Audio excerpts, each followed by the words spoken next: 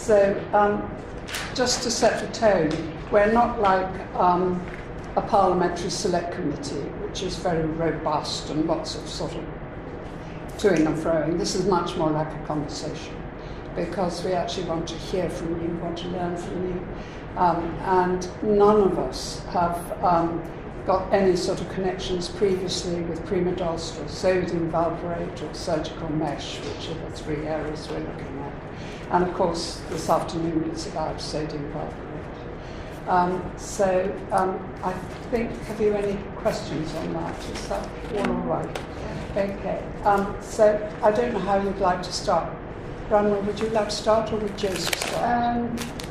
I'll start first, and then I'll introduce her. She'll tell her story, and we'll see how it goes. And I should welcome your mother too, who Yes. we've met in the past, who is support, I think, this afternoon. Firstly, I'd like to say thank you for seeing us today. And to be honest, it feels like someone's going to pull a lever and just send us out the room in a minute. So, as you know, my name is Branwen Mann. I'm an individual with fetal valproate syndrome, and I'm here today to speak for those who've been exposed to sodium valproate in the womb.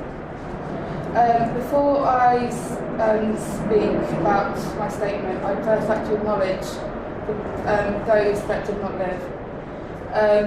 There is a group of children that did not survive. There are many late miscarriages, neonatal deaths, and stillbirths and early deaths related to sodium valproate. This is because the baby did not survive and did not develop as it should. I have a sister, Trelissa, and a brother, Coyle, buried in Bristol. My mum also had a late miscarriage. There are a lot of mums that have undergone this experience. One mother had to carry her dead baby in her womb for 1 week, knowing it had died. The hospital said that she had to wait for it to come away naturally, and if the baby had not in a few days, that she would have to go back and have her baby removed. She waited a week. This was traumatising, as she was dealing with her son's very challenging behaviour at a time when her husband was working all the time. She did this alone without support from anyone. When a baby dies early, not everyone wishes to talk about it. It gets swept under the rug as if it never happened. These babies are a part of the story of fetal valproate syndrome. I am acknowledging all the babies that did not make their first year. I'm now going to talk about some of the challenges that we commonly face with the medical side. I have heard so many different families that they are having to fight for diagnoses, not just of fetal valproate syndrome, but of other health problems that have or have not been associated with it. At the last sodium valproate ABPG, doctors expressed concerns regarding giving a diagnosis of fetal valproate syndrome, saying that many doctors were either not competent or confident to diagnose it. Accessing any diagnosis is challenging. I believe that this is partly because of some of the conditions that are diagnosed are rare. Doctors are not keen to spend the money necessary to ensure the right care is accessed, and many will not make the leap. Those that know me know that I've been having problems with blanking out and migraines all my life. My neurologist tested me and ruled out epilepsy. I wanted an MRI done. I asked her 3 times and she said no.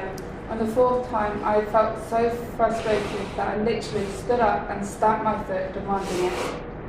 A week after the MRI, I found myself in an emergency appointment.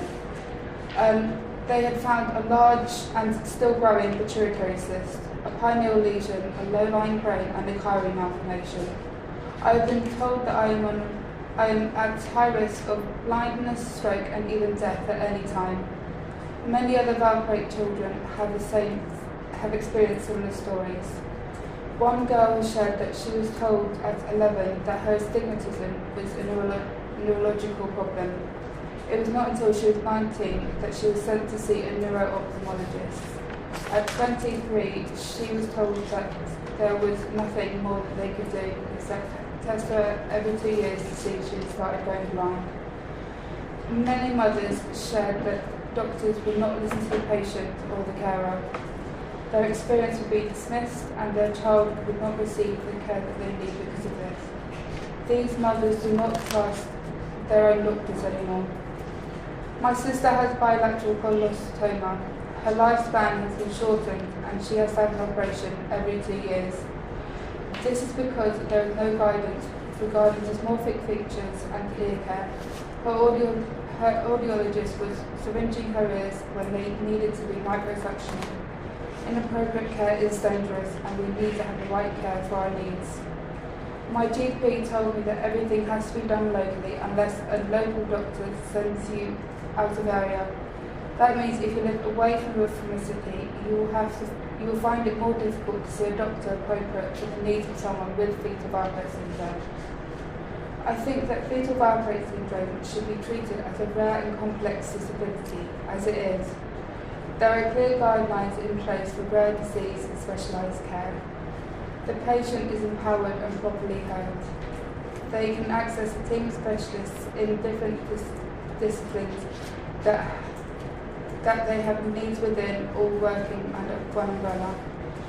I know that the full harm done by sodium valproate is barely understood or even recognised by anyone other than the family that live it. The effects have been so intense that many of us struggle to lead a normal life. Many of us, every day we struggle with multiple life-limiting, complex and rare health problems. All of this just gets worse. We are deteriorating. Symptoms change, develop and new ones come in. NICE have no guidance in place for tetragens. How are our doctors supposed to know how to care for us? Now I'm going to talk about educational. When I was at primary school, I had to be pulled out of class in the middle of the day to do exercises with my teaching assistant.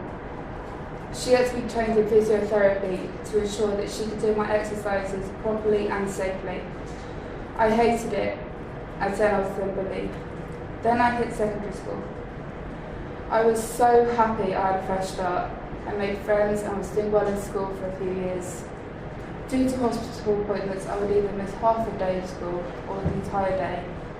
This severely impacted my education. I wasn't receiving as much support as I did during primary school.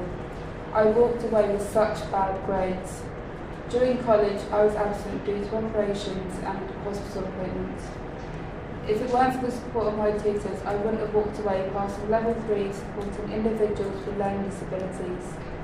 I know that a number of mothers who have just turned away from schools and have decided to home educate because their experience with that schools did not have the right things in place for their child.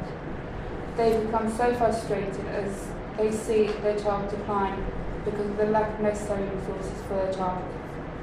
Bullying has not changed and it never will. There is no one there for the young people who can talk to.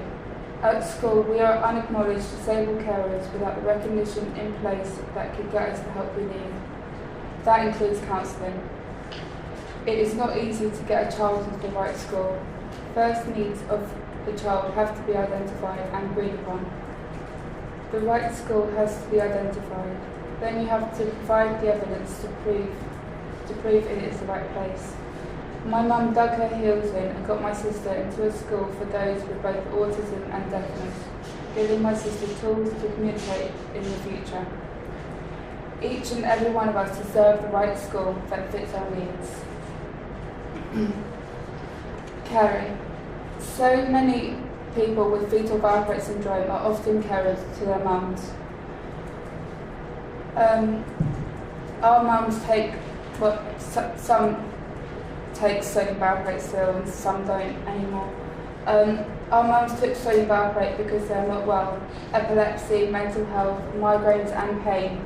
Our mums have special needs too. In the fetal Valproate syndrome family, we have to support each other. Many of these families are single parent families. In many families, all are disabled. Are we unacknowledged for our role as carers?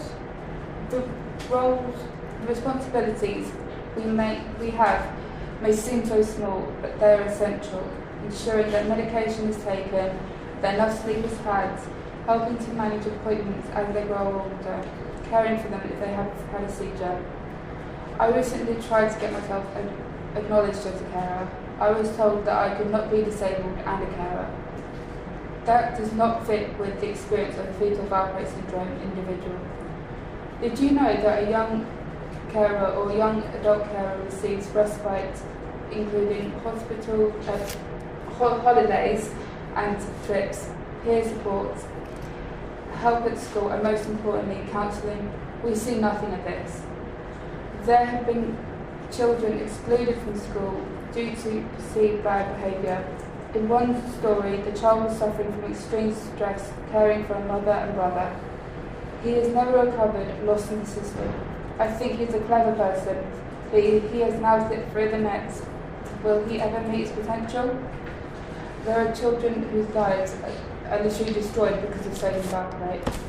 Because we are full-time carers, this severely impacts on our mental health. So many individuals with FES have severe anxiety and/or depression. Now I will move on to toxicity.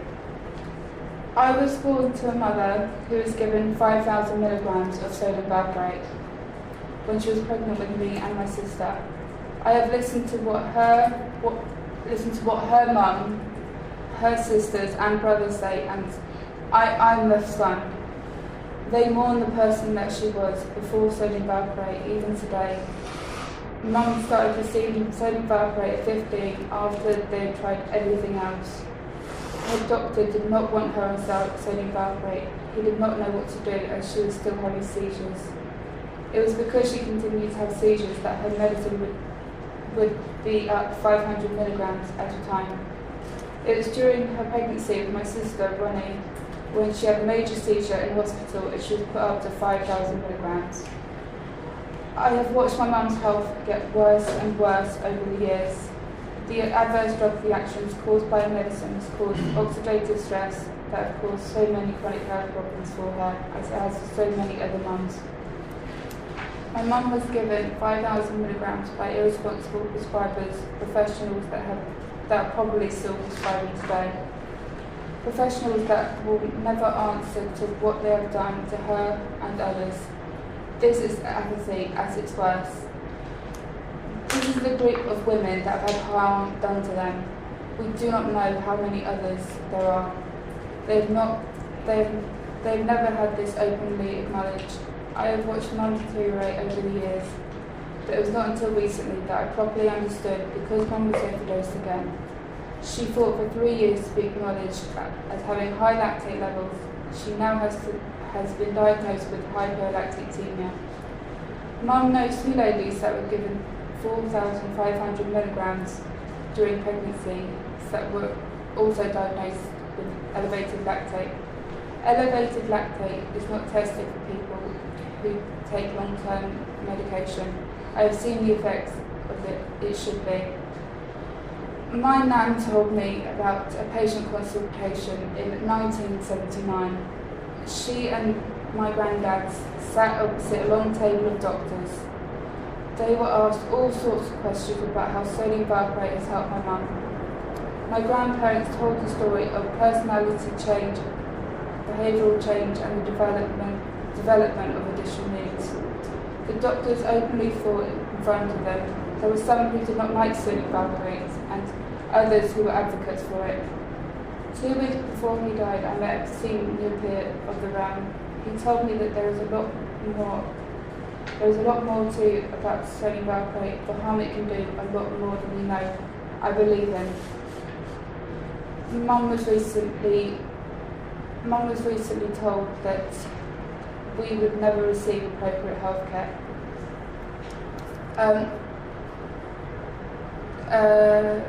The intake was above and beyond medical understanding today. It would take a very interested doctor to take the leap that was necessary to care for them individually and collectively. Some doctors have been amazed at just how healthy they all are, considering the amount of sodium valproate taken. Will these women ever be acknowledged for the harm done to them and their children?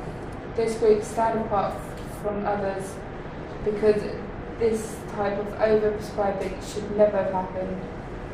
Is the scandal of the overdose mums ever going to be acknowledged? Now, I'm going to talk about the potential effects upon the grandchildren. I talk to and meet young adults with fetal Valproate syndrome children who've had children. But I've met young adults who have fetal Valproate syndrome who've had children themselves. I have yet to meet one that does not have a child that is not in some way disabled. I'm a young adult. I have a long-term partner and I am capable of caring for a child. One day I would love to have kids, but the thing is, I would like to know if my child will be affected by fetal Valproate. I would like to know if my child is going to need long-term care. Until the subject has been researched, none of us will ever know for sure. Now I will move on to adopted and fostered children with fetal Valproate syndrome. Parents that adopt or foster are made a minority, but they are still there. If you are lucky, these children will come with a diagnosis of fetal Valproate syndrome, although it is more likely for them not to be recognised as having fetal Valproate syndrome. They have the natural process. They lack the natural process of information and experience that comes with giving birth to a child with special needs. With families of adopted children, there is a massive emphasis on confidentiality and protecting the child's and adoptive family's identity due to complex history and safety of the child and their family. When there is a special needs child with fetal Valproate syndrome, this creates many unexpected complex medical challenges as there is no contact with the birth parents. Then their needs are unlikely to be identified for what they are. It is one that needs to be recognised.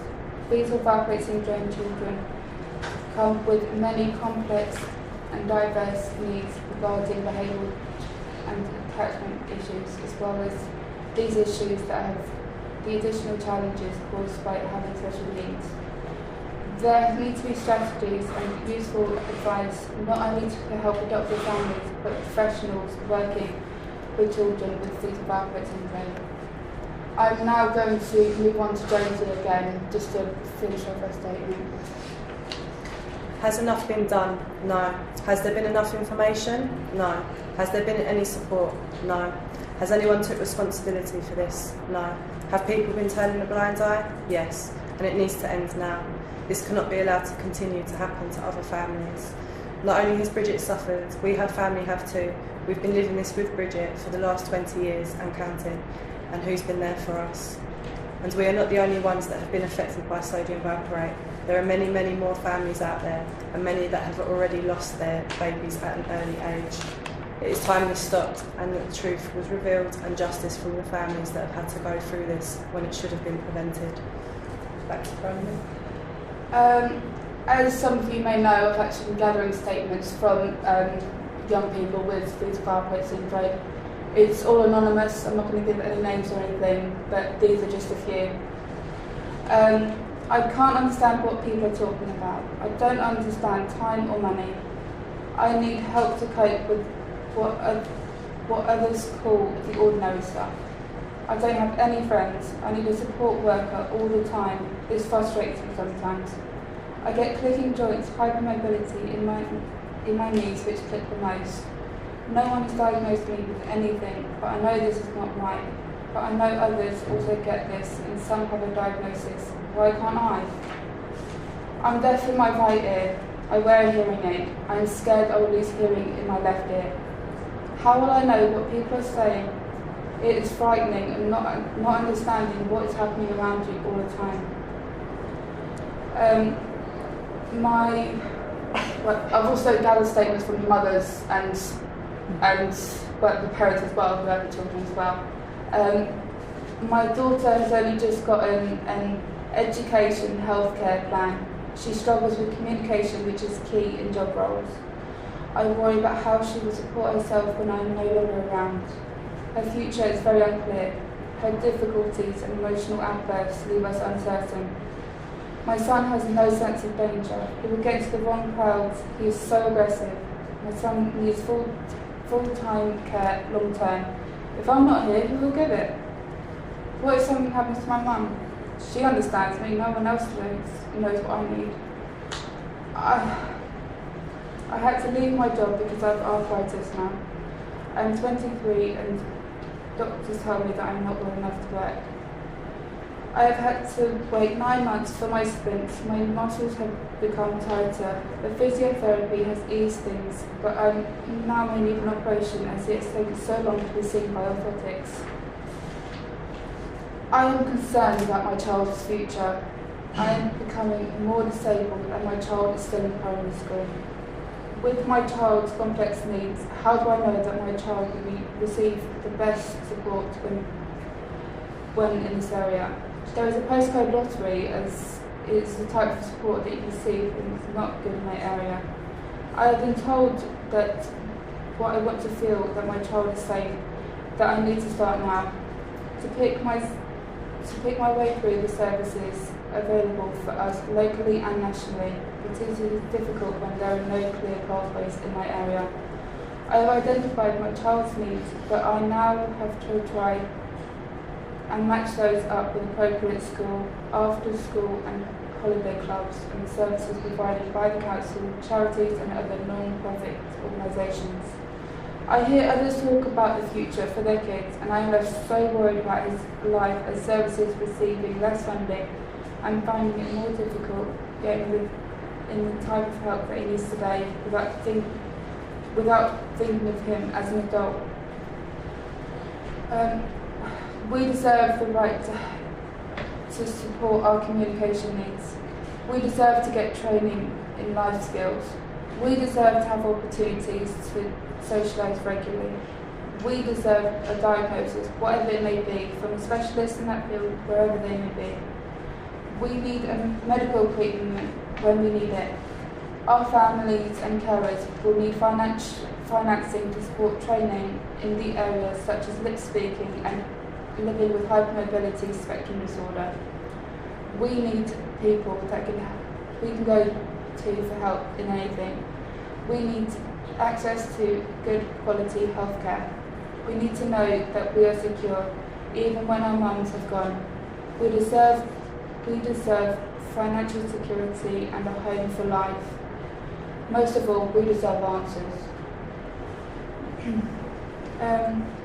I'm now going to move on to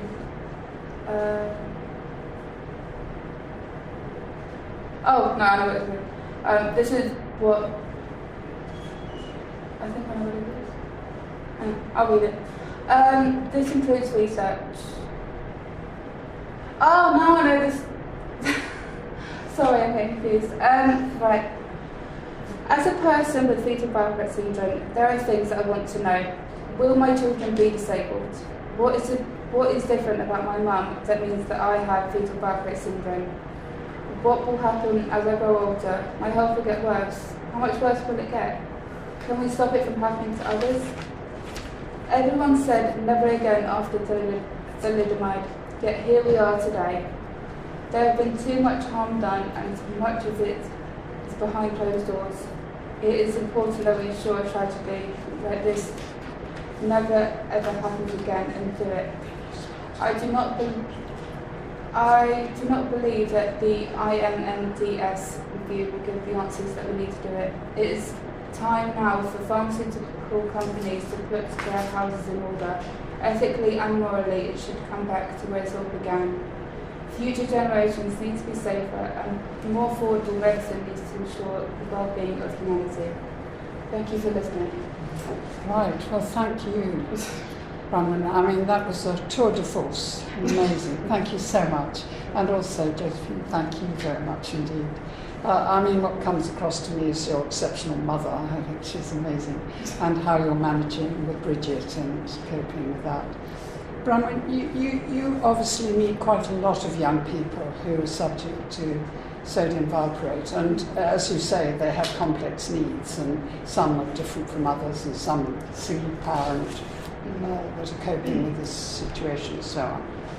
Just thinking about all that you've said, are there any priorities? Are there any things, if only we could recommend this, it would make such a difference. So is there anything sort of singly that you feel would really make a huge difference to your life and those of other young people? Yeah. This is going to sound like a huge thing. It's unlikely anyone would ever do it. But what would make a huge impact in my life and possibly others is actually going to a hospital and having loads of tests done and having a doctor sit in front of me and say, right, so this is what's wrong. You're going to live for this long.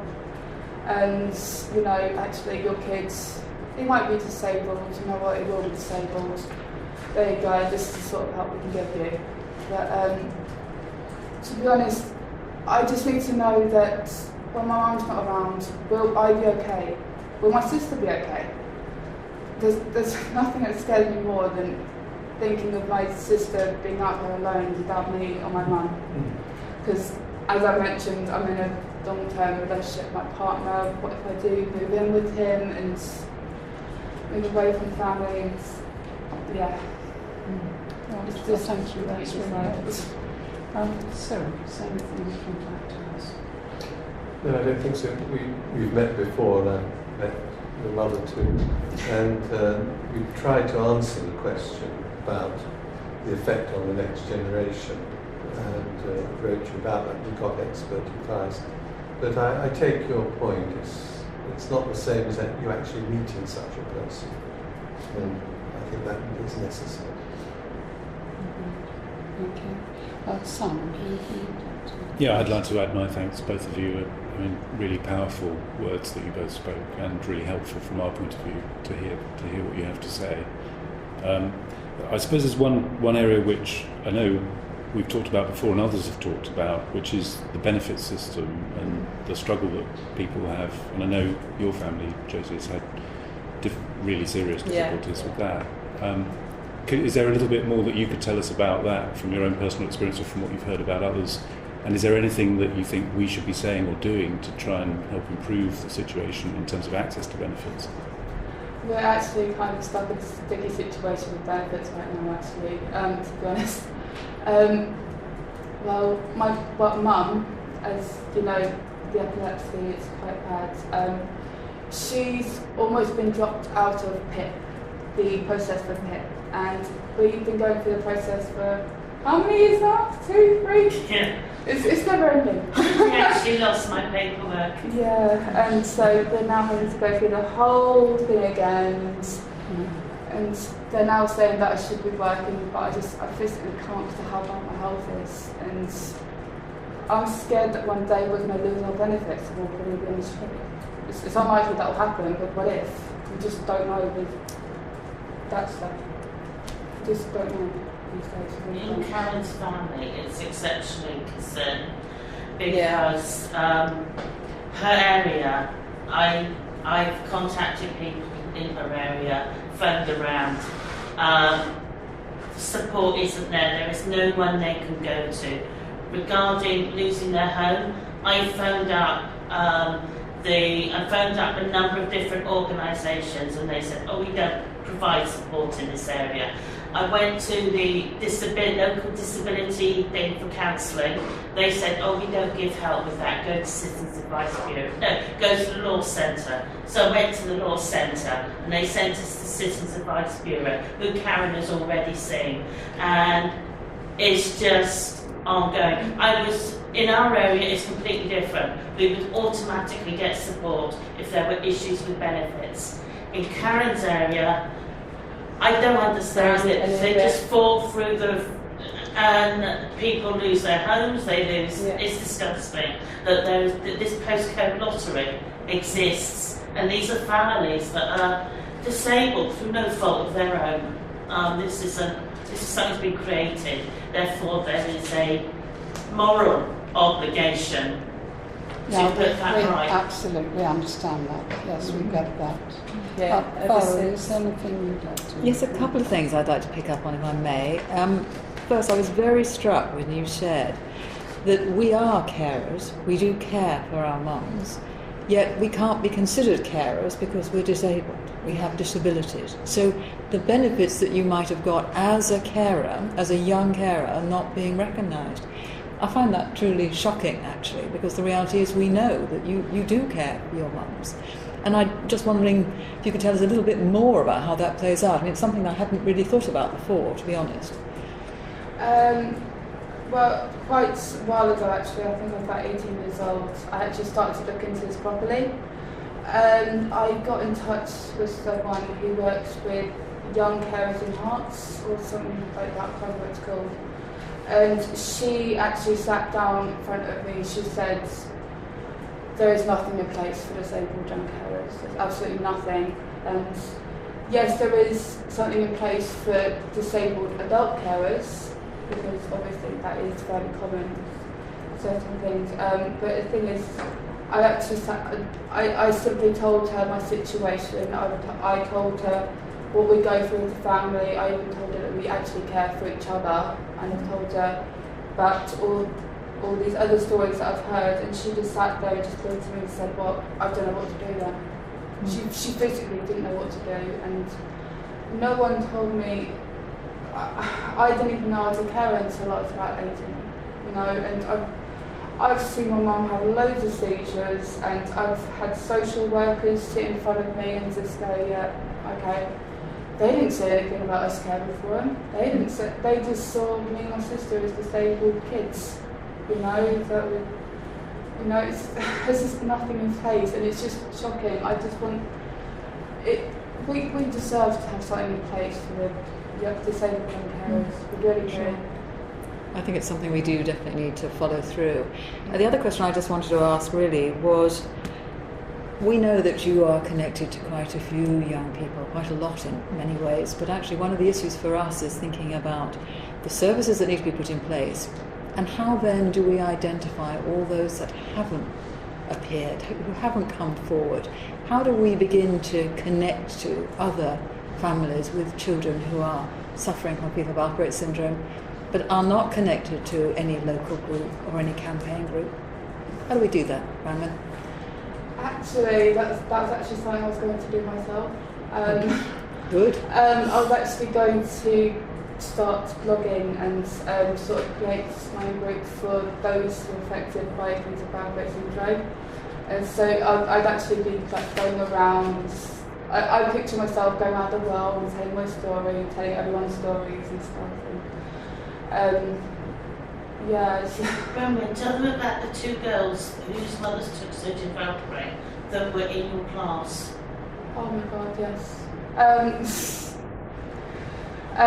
Well, I became very good friends with them. It wasn't until my mum actually sat and spoke with them that we found out they might actually have things with Valproate syndrome.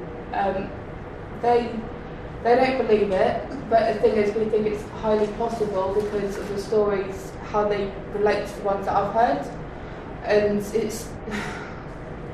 But yeah, we do hear a lot of stories like the ones of my friends.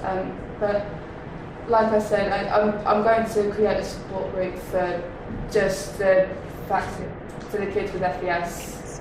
You know, so we have a voice as well as the patient. Do you know what I'm trying to say? I do. If you're all nodding, you understand. Okay, I do. Thank you very much.